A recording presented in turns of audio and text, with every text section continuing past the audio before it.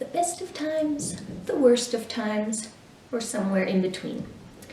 Hey there friends, today I would love to chat with you about how the recent health advisories have inspired me to take a good look at my writing practices and make some changes, and also why that has prompted me to try to participate in Camp Nanowrimo this month in April. So if you're interested in finding out about any of that, please stay tuned and I will let you know all about it.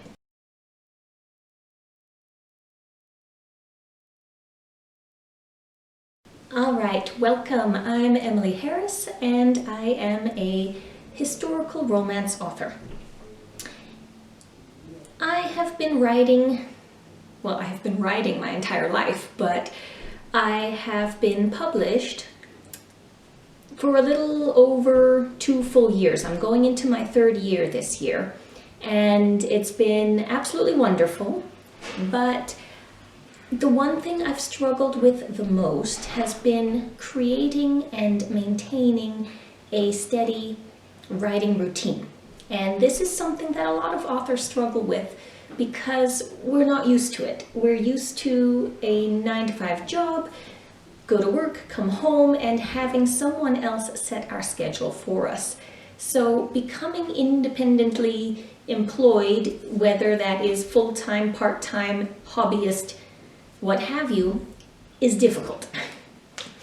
And it has been for me, and I just got to the point where I thought, am I just not good at this? Am I incapable of setting a regular schedule for my writing? It got bad enough that my readers will tell you I have missed a couple of, not missed, but pushed off a couple of my most recent new book launches.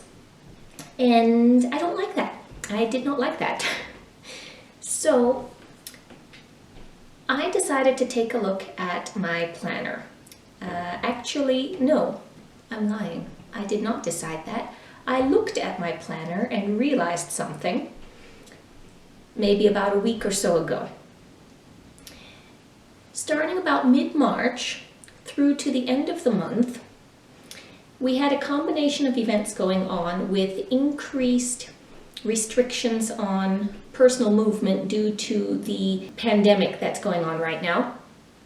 And in addition to that, I had a looming deadline that was going to bite me in the rear. So I had to kind of combine things and get my work in progress done, completely done and uploaded, at the same time that I was trying to rearrange life based off of what the powers that be say are the most healthy habits for me.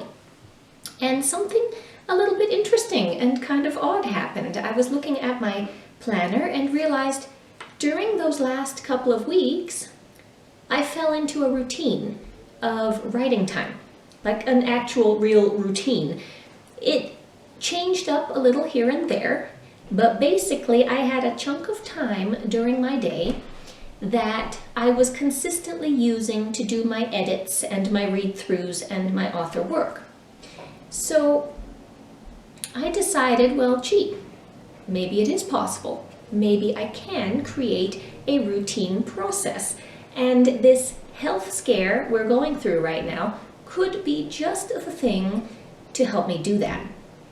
Because restrictions have only gotten more strenuous over time, and I'm thinking I need to use this as a incentive, as a perfect opportunity to refine what I'm doing and really try to set a habit for making continual progress on my writing projects.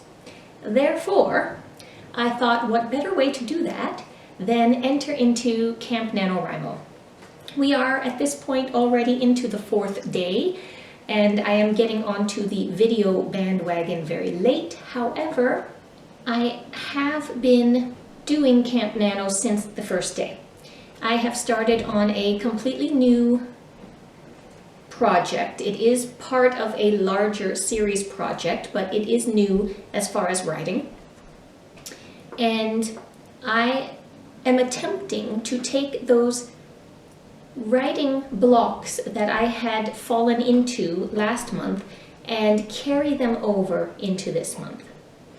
So my goal for Camp Nanowrimo, therefore, is not so much a writing goal, because after the last deadline I said, you know, I'm taking a break, I'm requiring too much of myself and I want to back off of it.